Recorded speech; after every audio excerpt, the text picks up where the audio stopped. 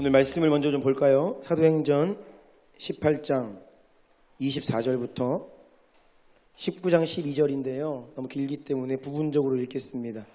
먼저 사도행전 18장 24에서 26절, 사도행전 18장 24에서 26절 한 목소리로 같이 읽겠습니다. 시작. 알렉산드리아에서 난 아볼로라 하는 유대인이 에베소에 이르니 이 사람은 언변이 좋고 성경에 능통한 자라. 그가 일찍이 주의 도를 배워 열심으로 예수에 관한 것을 자세히 말하며 가르치나 요한의 세례만 알 따름이라. 그가 회당에서 담대히 말하기 시작하거늘 브리스길라와 아굴라가 듣고 데려다가 하나님의 도를 더 정확하게 풀어 이르더라. 아멘. 사도행전 19장으로 갑니다. 1절부터 7절까지 함께 읽겠습니다. 시작. 아볼로가 고린도에 있을 때에 바울이 윗지방으로 다녀 에베소에 와서 어떤 제자들을 만나 이르되 너희가 믿을 때에 성령을 받았느냐? 이르되 아니라 우리는 성령이 계심도 듣지 못하였노라. 바울이 이르되 그러면 너희가 무슨 세례를 받았느냐? 대답하되 요한의 세례니라. 바울이 이르되 요한이 회개의 세례를 베풀며 백성에게 말하되 내 뒤에 오시는 이를 믿으라 하였으니 이는 곧 예수라 하거늘 그들이 듣고 주 예수의 이름으로 세례를 받으니 바울이 그들에게 안수함에 성령이 그들에게 임하심으로 방언도 하고 예언도 하니 모두 12사람쯤 되니라. 아멘. 아멘. 오늘 에베소서 두 번째 시간입니다. 하나님의 뜻으로 세워진 성령과 불이 있는 교회, 하나님의 뜻으로 세워진 성령과 불이 있는 교회라는 제목으로 하나님 말씀을 나누겠습니다. 우리가 참 쉽지 않은 시간을 보내고 있습니다. 하지만 구원의 은총을 받은 하나님의 백성으로서 이렇게 제한적이지만 온라인으로 예배를 드릴 수 있음에 감사하기를 원합니다. 제가 들어보니까 인터넷 사정이 열악한 선교지에서는 이런 모임의 제한을 받을 때에 온라인으로 예배 드릴 수 없잖아요. 그러니까 정말로 그런 나라들에서는 예배를 드릴 수 없는 그런 상황이더라고요. 그래서 우리가 제한적이지만 가정 안에서 온라인으로라도 함께 예배 드릴 수 있는 것에 감사드리는 마음으로 오늘도 여러분들이 제한적이지만 몸부림을 치면서 하나님을 함께 예배하고 또 이 시간 주님께서 우리의 은혜를 베푸시기를 원합니다. 오늘 말씀은 하나님께서 세우신 교회 본래 어떤 모습인가, 교회는 원래 어떠해야 하는가에 대한 말씀입니다. 에베소서 말씀을 나눴는데 갑자기 왜 사도행전을 읽느냐? 사도행전 18장, 19장 오늘 읽은 본문 말씀을 중심으로 해서 보면 에베소 교회가 처음에 어떻게 세워졌는지를 그 배경을 알 수 있습니다. 사도 바울은 많은 곳을 다니며 복음을 전했죠. 가는 곳마다 생명을 살리고 제자를 삼고 교회를 세웠습니다. 사도 바울은 사도이면서 복음 전도자이면서 선교사이면서 목사이면서 이 모든 역할들을 감당했던 하나님의 사람이었습니다. 총 3번의 선교 여정을 떠납니다. 그리고 3번의 선교 여정을 마친 이후에 예루살렘에서 붙잡혀서 이제 로마로 끌려가게 되죠. 그런데 이 3번의 선교 여행 중에 두 번째 여행, 본래 이 두 번째 여행 중반에 에베소를 비롯한 이 아시아 지역의 복음을 전하기를 원했지만 성령께서 길을 막으시고 바다 건너 발칸반도 이 그리스 쪽으로 넘어가게 하셨어요. 유럽 쪽으로. 그래서 그쪽에서 사역을 하다가 이제 선교 베이스인 자신을 파송한 안디옥 교회로 돌아가는 길에 에베소를 잠깐 들립니다. 두 번째 선교 여행 컴백하는 길에 잠깐 에베소에 들리는 거예요. 거기에서 브리스길라와 아굴라를 두고 홀로 이렇게 안디옥 교회로 돌아옵니다. 그리고 안디옥 교회에 돌아와서 다시 세 번째 선교 여행을 떠나서 에베소에 가는 거예요. 그리고 그때 에베소에 가서 거의 2년 반에서 3년 가까이 머물면서 교회를 힘있게 개척하고 제자들을 양육하며 사역을 하게 됩니다. 이 사도 바울이 한 곳에 오래 머무는 경우가 별로 없습니다. 에베소 교회는 사도 바울이 가장 심혈을 기울였고 가장 사랑하고 수고했던 교회입니다. 2년 반에서 3년. 그 다음이 고린도 교회 1년 6개월 정도 머물렀고요. 첫 번째, 이 에베소 교회의 가장 초창기 모습에 대해서 살펴보기를 원하는데요. 처음 에베소 교회의 모습이 어떠했는가? 사도행전 18장에 등장하는 아볼로라고 하는 사역자, 그리고 사도행전 19장에 등장하는 제자들을 통해 이 에베소 교회의 초창기 모습이 어떠했는지를 알 수 있죠. 사도행전 18장 24절입니다. 함께 읽겠습니다. 시작. 알렉산드리아에서 난 아볼로라 하는 유대인이 에베소에 이르니 이 사람은 언변이 좋고 성경에 능통한 자라. 아멘. 아볼로가 등장합니다. 그가 알렉산드리아 출신이다라고 하는데, 이 알렉산드리아라고 하는 도시는 이집트 북부 지방에 있는 도시인데 매우 지적인 동네예요.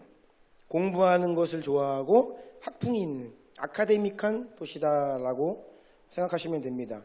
실제로 이 알렉산드리아 도시에서 예수님이 오시기 전에 70명의 성경학자들이 모여서 히브리어로 된 구약 성경을 그리스어로 번역을 하는 일이 벌어집니다. 이게 알렉산드리아에서 이루어진 일이에요. 그래서 이것을 70인역 성경, 구약 성경이 그리스어로 번역된 최초의 번역 성경이라고 이제 할 수 있죠. 그런 도시입니다.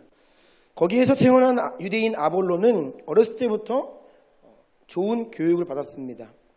굉장히 뛰어난 자질을 가지고 있어요. 성경에 아주 박식했고요. 탁월한 신학적인 자질을 갖추었습니다. 거기에 이 언변까지 좋았습니다. 사도 바울은 조금 이게 언변은 부족한 것으로 알려져 있는데, 이 아볼로는 이 메시지를, 설교를 너무 잘하는 거예요. 그리고 사람들을 만나면 유대인들과 대화를 할 때에 성경에 탁월하기 때문에, 또 말도 잘하기 때문에 매우 복음을 힘있게 논리적으로 증명할 수 있는 그런 자질을 갖춘 사람이었죠. 또 예수님에 대해서도 알았어요. 그래서 예수님이 바로 구약에서 예언하고 기다렸던 그 메시아가, 그리스도가 바로 예수님이다라는 것을 구약 성경을 가지고 자세하게 풀어 설명하고 유대인들을 설득하는 그러한 능력이 있던, 지성적인 열심이 있던 목회자였다라고 할 수 있습니다. 하지만 이 아볼로에게 문제가 있었습니다. 그것은 그가 성경에 대한 지식은 박사학위를 받을 만큼 탁월했지만, 또 예수님이 그리스도이심도 알았지만 아볼로는 부활하신 주님을 만나지 못했습니다. 예수님이 구약에서 예언한 메시아다, 그리스도다라는 것까지는 알았지만 십자가에서 죽으시고 부활하심으로 제자들을 만나시고 이랬던 이 부활하신 주님, 지금도 살아서 우리와 함께 하신다라고 하는 그 부활의 주님을 알지 못했다는 것이에요. 예수님을 지적으로는 알았지만 인격적으로 예수님을 영적으로 만나지는 못한 것입니다. 그리고 성령에 대해서도 알지 못했습니다. 그렇기 때문에 그는 지적으로는 탁월했지만 그의 사역에 이 생명과 파워가 없었던 것입니다. 결국은 성령의 불이 없는 거예요. 왜요? 성령님을 알지 못하는 사람이었어요. 좋은 교사였습니다. 좋은 목사였습니다. 열정적으로 설교했습니다. 뛰어난 지식과 좋은 언변으로 가르쳤어요. 하지만 이러한 사람의 능력은 아무리 뛰어나도 한계가 있어요. 그러면 실제적인 열매가 많이 없습니다. 여러분, 바리새인들도 성경에 아주 해박한 사람들이었음을 알고 계시죠? 서기관들은 구약 성경을 거의 통째로 외우던 사람들입니다. 그런데 그들의 가르침은 지식적이었고 상당히 드라이했습니다. 그 안에 생기가 없었어요. 사람들을 말로는 설득할 수 있고 말로는 어떻게 이길 수는 있었는지는 모르지만 사람들의 마음 안에 변화를 일으키거나 그 심령에 뜨거운 불을 일으키지는 못했습니다. 결국 사람을 살리지는 못했어요. 누가요? 바리새인과 서기관들이. 생명이 없기 때문이에요. 지식은 많은데 생명이 없어요. 아볼로는 정말 귀한 사람이었습니다. 성실한 사역자였습니다. 그의 소문이 멀리까지 날 정도로 열심히 예수님을 전하던 사람이었어요. 하지만 그는 성령님을 몰랐습니다. 오늘 본문 사도행전 18장 25절 제가 읽어드립니다. 그가 일찍이 주의 도를 배워 열심으로 예수에 관한 것을 자세히 말하며 가르치나 요한의 세례만 알 따름이라. 아볼로가 예수님에 대해서 증언을 하는데 열심히 예수님을 전하는데 요한의 세례까지만 안다는 거예요. 자, 요한의 세례만 알았다. 이게 무슨 말일까요? 이 아볼로와 사도행전 19장에서 보여지는 초창기 에베소 지역에 있던 예수님의 제자들을 보면 이 공통적인 모습, 요한의 세례까지만 알았다라는 겁니다. 이게 무슨 뜻일까요? 누가복음 3장 16절입니다.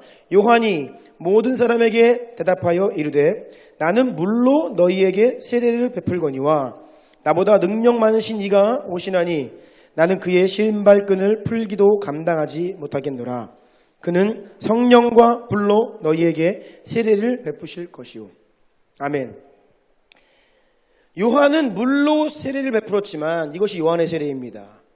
그런데 예수 그리스도, 요한이 예언했고 앞으로 장차 내 뒤에 오시는 그분이 진짜 그리스도이신데 그분은 물로만이 아니라 성령과 불로 너희에게 세례를 베푸실 것이다.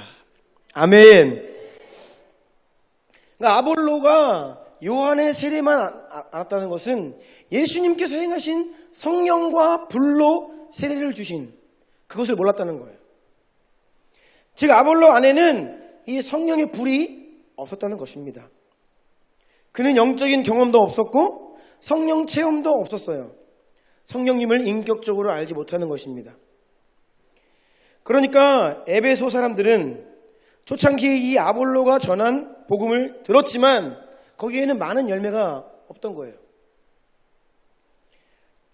아무리 예수님을 전하고 아무리 열심을 다해도 상당한 한계가 있는 거예요. 열매가 미미한 거예요. 아무리 뛰어난 가르침과 티칭이라도 지식은 사람을 변화시킬 수 없습니다. 지식은 변화를 일으키지 못해요. 성령의 능력이 나타나지도 않았고 성령의 역사가 없었기 때문입니다. 초창기 에베소 교회가 바로 이런 교회였습니다. 여러분, 지금 우리가 살고 있는 이 시대에 오늘날의 한국교회 어떠합니까? 오늘날 한국교회 성도들, 사역자들 어떤 모습입니까? 물로 세례는 다 받아요. 다 세례 받습니다. 침례 받지요. 그런데 정말 이 성령과 불로 세례 받는다는 것이 무엇인지 아십니까? 만약에 여러분에게 여러분 세례 받으셨어요? 묻는다면 네, 저는 세례 받았습니다 라고 대답하시죠. 근데 거기에 추가적으로 그럼 성령과 불로 세례 받으셨습니까? 묻는다면 여러분 네 라고 대답할 수 있나요? 오늘날 이러한 질문 앞에 아볼로처럼 내가 물로는 세례를 받았으나 성령과 불로 세례 받는 것에 대해서는 잘 모르는 머뭇머뭇거리는 성도들, 사역자들이 많을 겁니다. 예수님께서 정말 주기 원하셨던 성령의 세례, 불 세례를 아직 경험하지 못한 성도들이 많이 있어요. 그런데 여러분, 불이 없는 교회는 사람을 변화시키지 못합니다. 성령과 불을 경험하지 못한 사람은 다른 사람을 변화시킬 수 없습니다. 한국교회가 과거에는 그렇지 않았습니다. 지난 금요일 백전사님 말씀처럼 과거에는 휴가철에도 다 기도원 올라가서 불을 사모하고 뜨겁게 하나님 예배하고 찾고 기도하고 밤을 지새워 이러한 불이 한국교회에 있었습니다. 이것이 본래 초창기 한국교회의 모습이에요. 그런데 오늘날 거꾸로 에베소 교회의 초창기 모습처럼 성령의 불이 꺼지고 성령과 불로 세례받는 것이 무언지를 알지 못하는 세대가 되어버렸다는 것이죠. 아볼로와 같은 유형의 목회자들이 너무 많습니다. 저도 목사이지만 다 학위를 하고 목회학 석사까지는 하고 성경에 대해서는 어느 정도 알아요. 설교도 잘합니다. 가르칠 수도 있지요. 성경 공부도 인도합니다. 그런데 성령과 불에 대해서 모르는 사역자들이 많아요.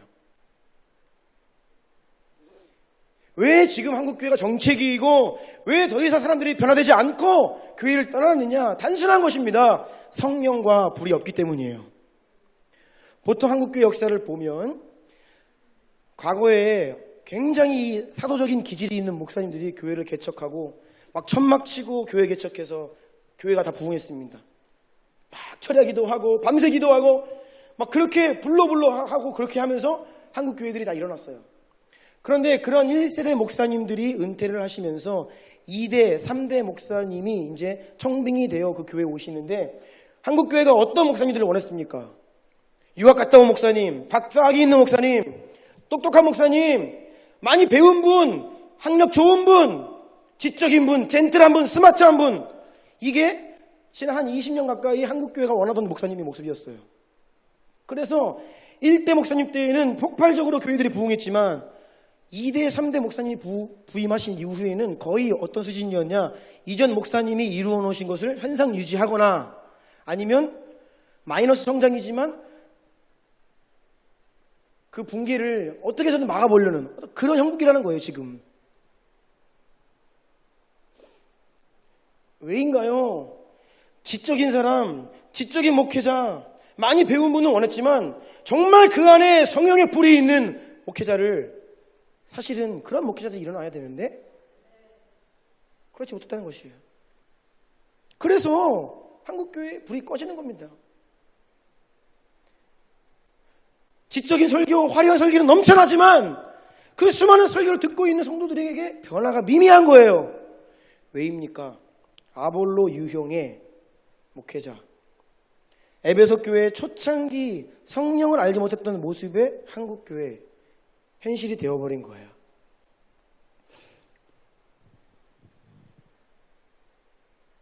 아볼로는 비록 영적인 경험은 없었지만 나름대로 매우 열정적으로 예수를 증거했습니다. 하지만 그 아볼로가 전한 예수님을 받은 성도들은 아볼로처럼 지적인 수준에 머무르는 거예요. 성령을 체험하지 못하고 성령을 모르는 사람이 성령을 전할 수는 없습니다. 내 안에 불이 없는데 불을 전가시킬 수 없는 거예요. 내 안에 불이 없는데 다른 영혼 심령에 불을 일으킬 수 없는 것입니다. 지식을 받았으면 지식밖에 못 전해요. 왜 10년, 20년 평생 신앙생활을 해도 변화가 미미하고 그렇게 오래 신앙생활을 해도 내가 직접 주님 모르는 자에게 복음을 전하고 그 사람을 구원하는 이 능력이 없는가? 성령과 불이 없기 때문입니다. 다른 게 아니에요. 성령과 불이 없기 때문이에요. 불을 가진 사람만이 성령을 경험하고 성령 하나님과 동행하고 그 성령의 충만함을 매일매일 간구하며 힘입어 살아가는 사람이 영혼을 구원할 수 있는 것입니다. 아멘이십니까? 예. 이러한 에베소 교회의 큰 이번입니다. 에베소 교회의 이 첫 번째 변화가 옵니다. 언제 첫 번째 변화를 경험하느냐? 바로 브리스길라와 아굴라 부부가 이 에베소 도시에 머물게 되면서부터입니다. 이들 부부는 바울과 동역자였습니다. 동시에 바울의 제자였어요. 브리스길라와 아굴라. 에베소에서 사역을 하던 아볼로가 이 브리스길라와 아굴라를 만납니다. 그러면서 아볼로가 영적인 사람으로 변화가 돼요. 오늘 본문 18장 26절입니다. 그가 회당에서 담대히 말하기 시작하거늘 브리스길라와 아굴라가 듣고 데려다가 하나님의 도를 더 정확하게 풀어 이르더라.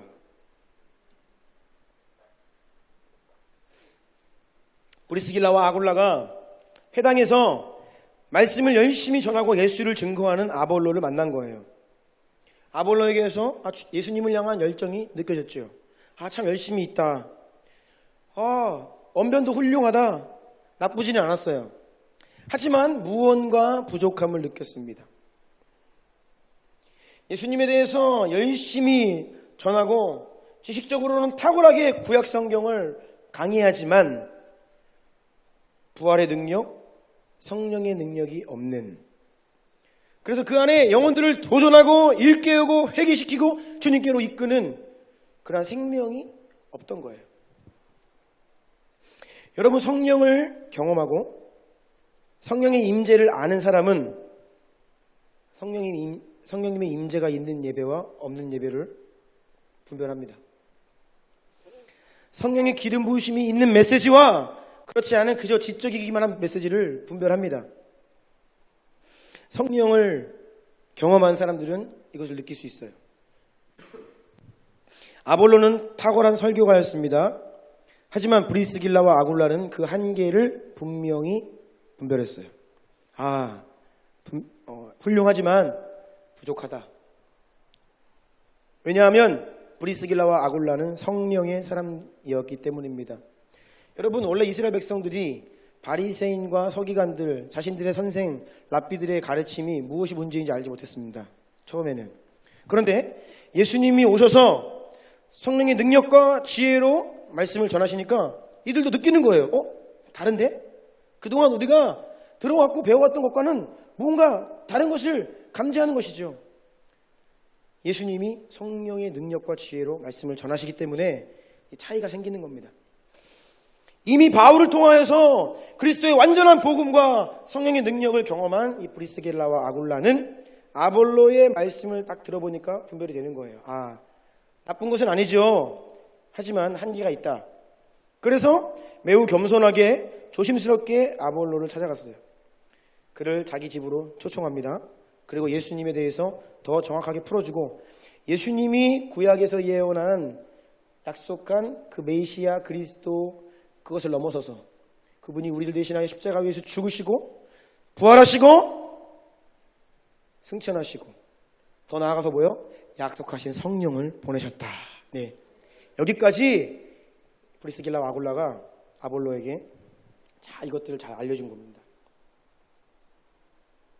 그리고 그 자리에서 이제 아볼로는 성령님에 대해 눈을 뜨고 변화가 되는 거예요.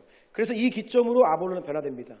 그래서 이 뒤에 보면 아볼로가 에베소에서 고린도로 떠납니다. 그래서 고린도에서 많은 열매를 보는 거예요.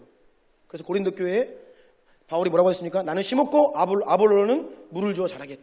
이렇게. 아볼로가 변화되는 기점이 바로 이 브리스길라와 아굴라를 만나면서부터 그 안에 이제 성령 하나님에 대해서 눈을 뜨는 거예요. 그리고 온전한 복음 속으로 들어오게 된 것입니다. 사랑하는 우리 주나임 성도 여러분, 무디와 같은 무디, 아주 훌륭한 부흥사였습니다. 무디도 존 웨슬리도 다 그냥 처음부터 그런 사람이 아니었어요. 무디는 모태신앙이었습니다. 그런데 제가 그의 이 과거의 이야기들을 보니까 18살 때 성령님을 경험합니다. 모태신앙이었고 예수님을 부인한 적이 없었어요. 어렸을 때부터 예수님 믿었고 예수님 고백했고 그렇게 살아왔지만 18살 때 성령을 경험하고 그때 온전히 회개함으로 회심을 합니다. 그리고 그때부터 능력의 사람으로 완전히 변화되었어요.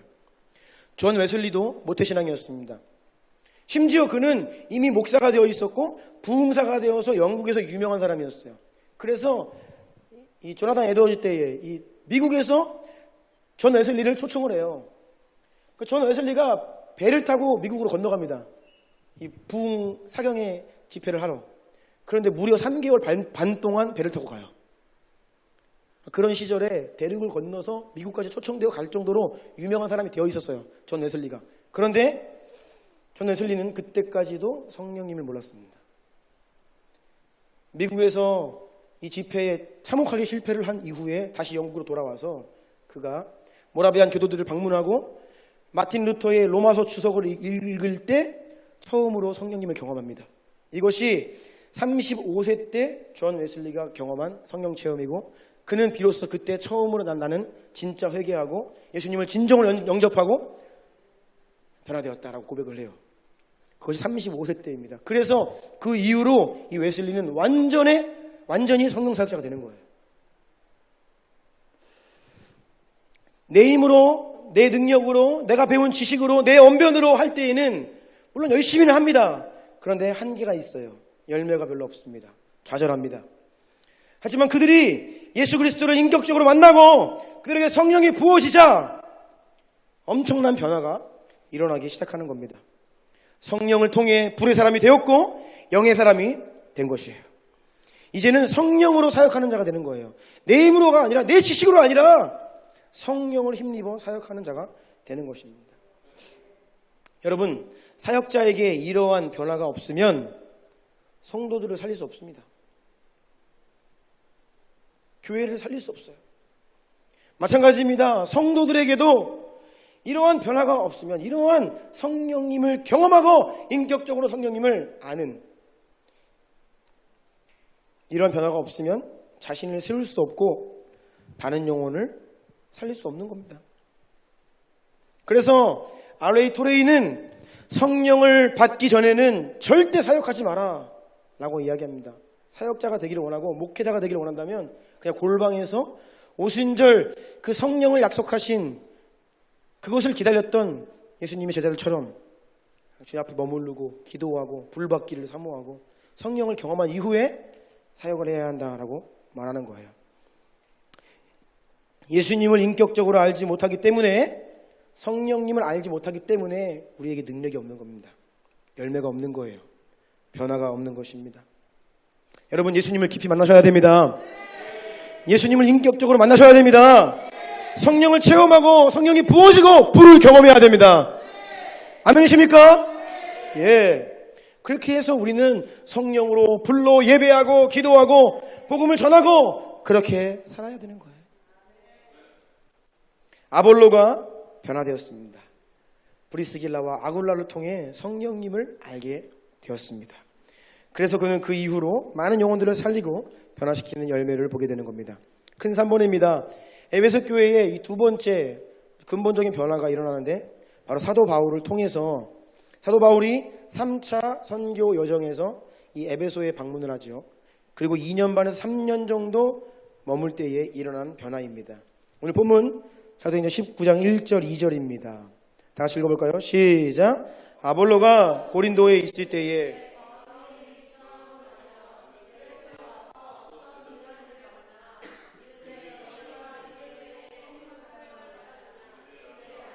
우리는 성령의 계심도 듣지 못하였노라.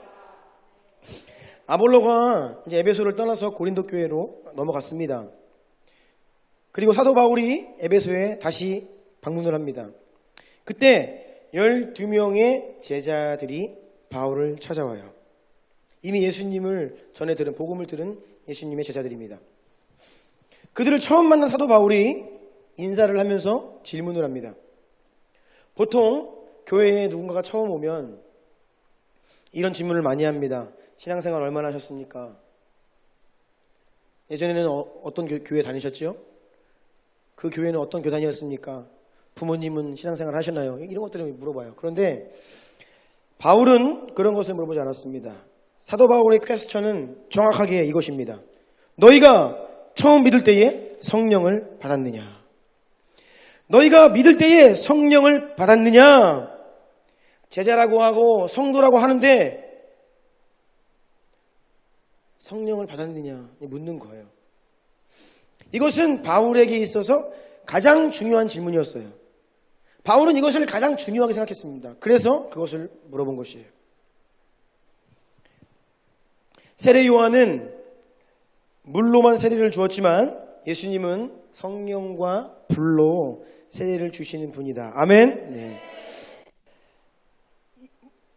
세례받고 끝나면 깊은 신앙의 자리로 나아가지 못합니다. 수많은 성도들이 종교생활을 하고 있는 이유가 바로 여기에 있어요. 이런 신앙생활은 아무리 오래 해도 큰 변화를 기대할 수 없습니다. 하지만 세례를 받고 성령을 체험하고 그 안에 성령의 불이 일어나면 어떤 일이 벌어지죠? 급격한 변화가 일어납니다. 회개가 일어나고 형식적인 회개가 아니라 진짜 회개가 일어나면 죄가 끊어지고 급격한 변화가 일어나는 거예요. 이것이 바로 불의 역사입니다. 성령의 소멸하는 불, 죄를 불태우고 주님을 향한 사랑으로 활활 타오르게 하는 성령의 불이 우리 가운데 부어져야 됩니다. 아멘. 예수님께서 사도행전 1장 4절에서 아버지께서 약속하신 것 성령을 기다리라 말씀하셨지요. 여러분, 정말 예수님을 믿는다면, 정말 예수님을 위해 살기를 원한다면 성령을 받아야 합니다. 네. 그래서 이 에베소 교회 제자들에게 바울이 성령을 받았느냐 물었습니다. 그들이 뭐라고 이야기합니까? 우리는 성령이 있음도 듣지 못하였다. 성령님이 어떤 분이신지도 모르고 그분이 있는지도 몰랐고 경험한 적도 없다. 그런데 그들이 에베소 교회의 제자들이었어요. 리더십이었습니다. 그러자 바울이 계속해서 묻습니다. 본문 19장 3절부터 7절입니다. 제가 읽어드립니다. 바울이 이르되 그러면 너희가 무슨 세례를 받았느냐? 대답하되 요한의 세례니라. 바울이 이르되 요한이 회개의 세례를 베풀며 백성에게 말하되 내 뒤에 오시는 이를 믿으라 하였으니 이는 곧 예수라 하거늘 그들이 듣고 주 예수의 이름으로 세례를 받으니 함께 읽습니다. 바울이 그들에게 안수함에 성령이 그들에게 임하심으로 모두 12사람쯤 되니라. 아멘. 우리는 요한의 세례밖에 모릅니다 라고 말했습니다. 성령을 경험하지 못한 것이에요. 예수님에 대한 지식이 있었지 영적인 체험이나 실제가 없었습니다. 예수님과 영적인 인카운터가 없었던 것이에요. 그래서 바울은 그 자리에서 예수 그리스도에 대해서 다시 한번 명확하게 복음을 선포합니다. 예수님께서 왜 오셨고 왜 십자가에서 죽으셨고 그가 부활하셨고 승천하셨고 예수를 믿으면 죄 용서가 있고 영생이 있고 그리고 뭐예요? 성령을 약속하셨다. 네. 이것을 믿고 고백하며 예수님 영접하면 성령과 불을 주신다. 이것이 예수님의 약속이라는 것을 알려준 거예요. 약속입니다. 약속은 알려주고 믿고 구할 때에 받는 것이에요. 그런데 이건 몰랐던 거예요. 그냥 세례받고 예수님 믿고 살면 되는지 알았는데 그게 아니라는 겁니다. 아니다. 성령과 불을 약속하셨는데 그것을 받았느냐 묻고 있는 것이에요. 그러면서 그 자리에서 바울이 한 사람 한 사람 손으로 안수 기도를 합니다. 그때 모여있던 12명의 제자들에게 모두에게 성령이 임하였습니다. 그래서 그들이 방언을 말하고 예언을 했다라고 기록되어 있죠. 성령을 받은 바울은 먼저 성령을 경험했습니다.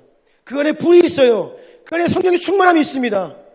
그가 불을 가진 바울이 복음을 전하며 성도들에게 손을 얹고 기도할 때에 그러나 그 안에 역사하시는 성령이 또한 그 회중 가운데 전가되는 거예요. 바울 안에 있는 불이 옮겨 붙는 것입니다. 예. 우리는 받은 것을 보내는 자들입니다. 오지 않은 것을 줄 수 없어요. 하나님의 사랑을 받았기 때문에 그 사랑을 흘려보내는 것이고 우리가 들은 것이 있기 때문에 그 들은 것을 전하는 것이죠. 이것이 복음의 원리입니다. 그래서 불을 경험한 자가, 불을 받은 자가 불을 전하는 거예요.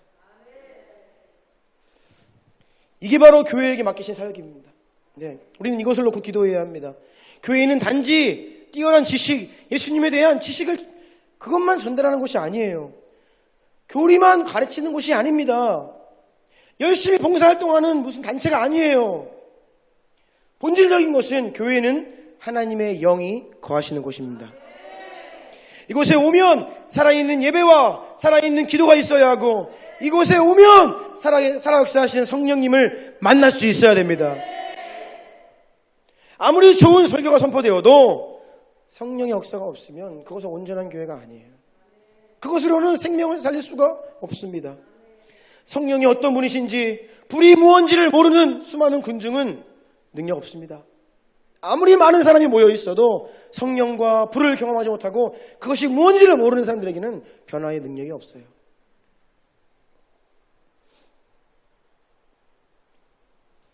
참된 교회, 주의 성령과 불이 있는 교회입니다.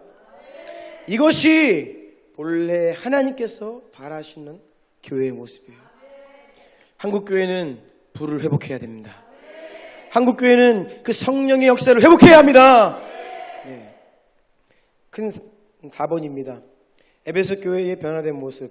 네. 그래서 이제 결국 브리스길라와 아굴라를 통해 사도 바울을 통해 에베소 교회가 어떻게 변화되었는지를 보겠습니다. 고린도전서 2장 말씀을 먼저 볼까요? 1절과 4절입니다. 다 같이 읽어볼까요? 시작. 형제들아, 내가 너희에게 나아가 하나님의 증거를 전할 때에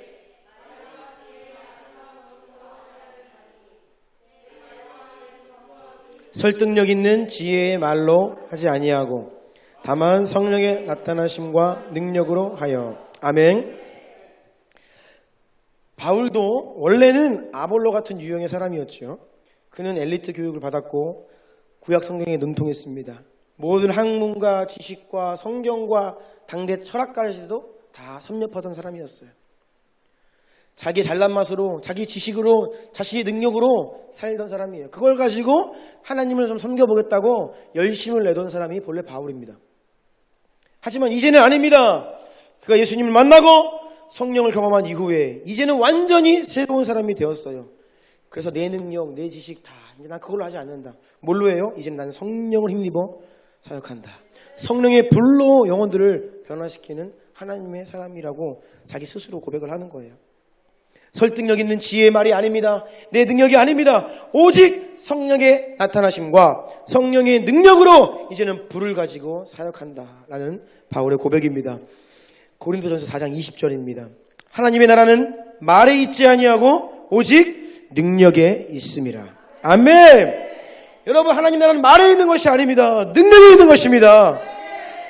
아무리 많이 설교를 듣고 아무리 많이 지식이 있고 내가 아무리 많은 것을 알고 있어도 여러분, 능력 없으면 아무것도 아니에요. 능력이 없으면 그 화려한 지식이 나 한 사람을 변화시키지 못해요. 뭘 하겠어요, 그걸로.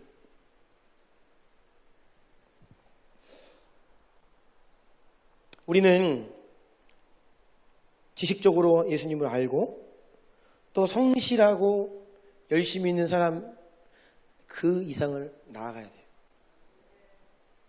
그저 성실하고 그저 열심히 하고 그냥 예수님에 대해서 알고 이 수준을 뛰어넘어야 합니다. 예. 바울은 에베소 교회 성도들이 그냥 굿 크리스찬으로 사는 것을 원치 않았어요. 이미 제자들이고 이미 아볼로도 훌륭해요. 그런데 그렇게 사는 것을 원치 않았습니다. 결국 바울은 에베소에 오랫동안 머물면서 한 사람 한 사람을 제자로 세우고 교회를 든든히 세웁니다. 그런데 안타까운 것은 바울이 이 회당에서 말씀을 전할 때에 수많은 사람들이 바울을 반대합니다. 거절했어요. 왜냐하면 이 에베소 도시는 이 우상 숭배가 만연한 곳입니다. 영적 싸움이 치열하고 굉장히 강한 영적인 눌림이 있는 도시였어요. 그리고 많은 철학과 인본주의가 만연했던 곳입니다. 그래서 사람들이 바울의 복음을 듣지 않고 저항하는 사람들 또한 많았어요. 그래서 바울은 지혜롭게 포기하지 않고 어떻게 합니까? 말씀을 받고 반응하는 사람들을 따로 구별하여서 두란노 서원이라고 하는 도서관, 거기에서 가르치는 겁니다. 그런데 사도 바울은 단지 지식을 가르치지 않았습니다.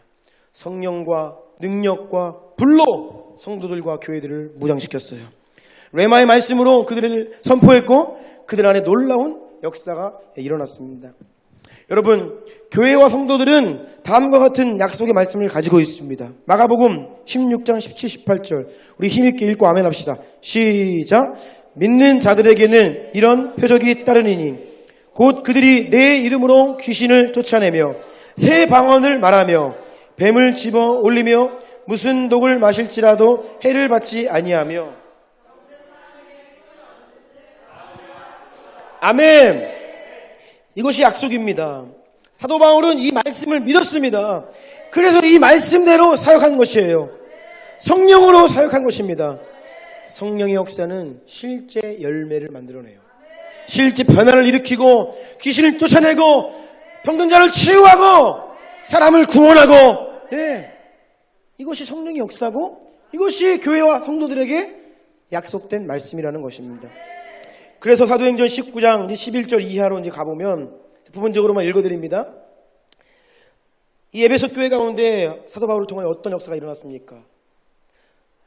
하나님이 바울의 손으로 놀라운 능력을 행하게 하시니 심지어 사람들이 바울의 몸에서 손수건이나 앞치마를 가져다가 병든 사람에게 얹으면 그 병이 떠나고 악귀도 나가더라. 에베소에 사는 유대인들과 헬라인들이 다 이 일을 알고 두려워하며 주 예수의 이름을 높이고 믿은 사람들이 많이 와서 자복하여 행한 일을 알리며 이와 같이 주의 말씀이 힘이 있어 흥왕하여 세력을 얻으니라. 아멘. 놀라운 표적이 일어나는 것입니다. 귀신이 쫓겨나가고 병든 자가 치유되고 묶었던 자가 일어나고 수많은 사람들이 예수님의 이름을 높이고 하나님을 두려워하게 되고 주의 말씀이 힘이 있어 흥왕하여 수많은 영혼들이 교회로 들어오기 시작하는 것입니다. 이것이 온전한 하나님의 뜻 위에 세워진 교회의 모습인 거예요. 사도 바울을 통하여서 이제는 말씀과 성령과 그 능력과 불 가운데로 나온 에베소 교회 가운데 하나님이 이렇게 역사하기 시작한 것입니다. 이것이 오늘날 한국교회 또한 마지막 때에 열방에 있는 모든 교회를 향한 하나님의 뜻입니다. 아멘.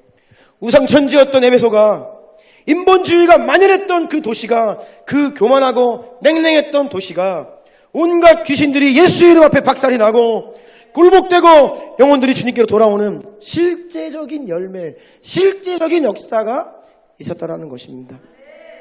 바울은 에베소 교회는 영적 전쟁에서 대승리를 거두었습니다. 여러분, 지금 오늘 이때에 우리 교회에게 하나님께서 왜 이 에베소 교회에 대한 말씀을 주십니까? 그 이유가 무엇입니까? 지금 전 세계적으로 우리나라 안에 너무나 치열한 영적 전쟁이 벌어지고 있는 것이 보이십니까? 예. 지금 너무나 치열한 전쟁이 벌어지고 있습니다. 이제는 정말 우리가 다른 것이 아니라 오직 성령의 능력과 성령의 불로 준비되어야 합니다. 왜냐하면 더욱더 큰 전쟁이 오고 있습니다. 제가 지난 금요일 말씀드렸죠. 지금 상황은 하나님의 레슨이에요. 레슨. 하나님이 우리를 정말 마지막 때 중에 마지막 때로 들어가기 전에 레슨 하시는 겁니다. 그래서 말세론적인 사건이다. 코로나는 말세론적인 사건이에요. 이것을 통해 레슨을 하시는데 뭐예요? 앞으로 더 큰 게 온다는 겁니다. 더 치열한 영적 싸움이, 전쟁이, 핍박이, 억압들이 우리를 기다리고 있다는 것이에요. 그래서 우리는, 성도들은 말씀을 믿고 불을 가지고 먼저는 무엇을 해야 하냐면 여러분이 지금까지 힘겹게 싸우던 이 지역적인 싸움들 있어요. 영적인 싸움들. 그거 이제 승리하셔야 됩니다. 돌파하셔야 됩니다. 작은 싸움에서 승리를 해야 우리가 큰 싸움에서 승리를 거둘 수 있어요. 반복되어 왔던 가정 안에서의 싸움들, 관계에서의 싸움들, 내 안에 있던 해결되지 못했던 그런 죄의 문제들, 이제는 여러분 돌파할 때입니다. 그렇게 해야 우리가 앞으로 큰 싸움을 승리할 수 있는 것입니다. 네. 지금 그래서 하나님께서 교회들을 깨우시는 거예요. 전열을 가다듬고 다시 일어서고, 내가 이 반석 위에 교회를 세우리니 음부의 권세가 이기지 못하리라. 이것이 교회에게 주신 약속입니다. 아멘. 음부의 권세가 이길 수 없는 예수 그리스도의 권세가 우리에게 있음을 선포합니다. 아멘. 그래서 우리는 이기는 교회예요. 이기는 교회. 네. 본래 교회는 이기는 교회입니다. 승리하는 교회입니다. 우리는 수비수들이 아니에요. 맨 맞고 방어하다가 터지고 그게 아닙니다. 그냥 맨날 울며 짜며 와서 기도하는 그게 아니에요. 이제 여러분, 우리는 공격수입니다. 네. 차지하고 정복하고 빼앗긴 것을 되찾아오고, 오히려 우리가 사탄의 진영을 뒤흔들어 무너뜨리는, 이것이 바로 교회의 사명입니다. 이것이 성도들의 정체성입니다. 예, 여러분 정말 예수님을 믿는다면, 정말로 예수님의 뜻대로 살기를 원하신다면 여러분 성령의 불을 간구하십시오. 예수님의 권세로 힘있기를 간구하십시오. 음부의 권세가 어찌할 수 없는 하나님의 능력, 말씀의 능력, 성령의 능력으로 무장되시기를 축복합니다. 그래서 여러분 빼앗긴 땅들을 되찾아오는 것입니다. 중동과 북아프리카 한때는 다 복음이 전파된 곳입니다. 아시죠? 이슬람화 되기 이전에 다 교회들이 세워졌던 곳입니다. 그런데 원수에게 빼앗겼어요. 찾아와야 됩니다. 여러분 가정 안에 또 관계 속에서 헝클어진 엉망이 되어버린 관계가 있습니까? 다시 찾아오십시오. 원수에게 빼앗겼던 재정들이 있습니까? 여러분의 열정을 빼앗겼습니까? 무엇을 빼앗겼습니까? 지고 속고 터지고 속아서 무너져 있는 것들 하나님께서 도로 되찾게 하실 것입니다. 네. 그래서 여러분 이 마지막 때에는 치열한 영적 전쟁입니다. 여러분 깨어 있으십시오. 우리는 이기는 싸움을 위해 준비해야 됩니다. 빼앗긴 것을 도로 되찾게 하실 주님을 찬양합니다.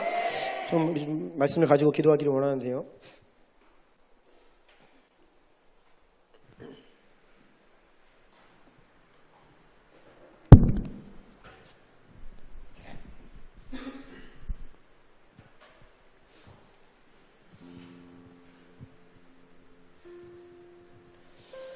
여러분 두려워하지 마십시오. 그리고 뒤로 물러서지 마십시오. 우리는 예수님의 이름이 있습니다. 아멘. 성령의 권능이 우리에게 있습니다. 더 예수님 바라보시고 더 성령님께 두 손 드시고 더 하나님의 능력과 불로 일어서서 함께 전진해 가야 합니다. 아멘. 여러분 이제는 우리가 열매를 보아야 할 때입니다. 그동안에 무언가 열심히는 했고 신앙생활 나름대로 했는데 내 안에 또 나를 통해 큰 변화를 경험하지 못했다. 이제는 큰 변화의 열매를 거둘 때입니다. 아멘. 성령님이 일하시기 시작하시면 실제적인 열매가 우리 가운데 나타나게 되어 있어요. 아멘. 주님 가정 안에 회복을 선포합니다. 아멘. 아멘. 원수에게 빼앗겼던 것들을 다시 되찾아올 것을 선포합니다. 아멘. 가정들의 회복을 선포합니다. 아멘. 주님을 떠난 남편들이 주님께 돌아올 것입니다. 아멘. 자녀들이 돌아올 것입니다. 아멘. 세상에 빼앗겼던 다음 세대들이 우리 이 교회에서 데스티니를 회복하고 부흥의 세대로 일어날 것임을 선포합니다. 아멘. 그래서 우리는 함께 하나님의 목적을 따라 끝까지 달려갈 거예요. 아멘. 아멘. 바로 이게 교회입니다. 아멘. 바로 이게 하나님께서 세우신 교회의 모습이에요. 하나님은 이러한 교회의 회복을 원하시기 때문에 지금 우리에게 이러한 혼돈의 때를 허락하고 계십니다. 여러분, 주나님 교회, 우리 성도님들, 우리 함께 이런 온전한 교회로 본래 주님께서 바라시고 뜻하시는 성령과 불의 사람들로 거듭납시다. 네, 하나님 기뻐하시는 교회가 되기를 원해요. 한번 기도합시다. 각 가정 안에서도 여러분 두 손을 드시고 주의 이름을 부르면서 우리가 기도하기를 원합니다. 하나님, 주님이 본래 원하시던 교회, 하나님이 세우신 성령과 불이 있는 교회가 되기를 원합니다. 아멘. 성령과 불이 있는 제가 되기를 원합니다. 성령이 거하시고 불이 타오르는 우리 가정이 되게 하여 주시옵소서. 될 것입니다. 이것은 약속이기 때문입니다. 믿고 구하고 바라는 자들에게 이것을 주시는 것입니다. 우리 주의 이름 세 번 크게 부르고 함께 가정에서 각자의 자리에서 힘있게 주님을 향해 기도하기를 원합니다. 주여! 주여!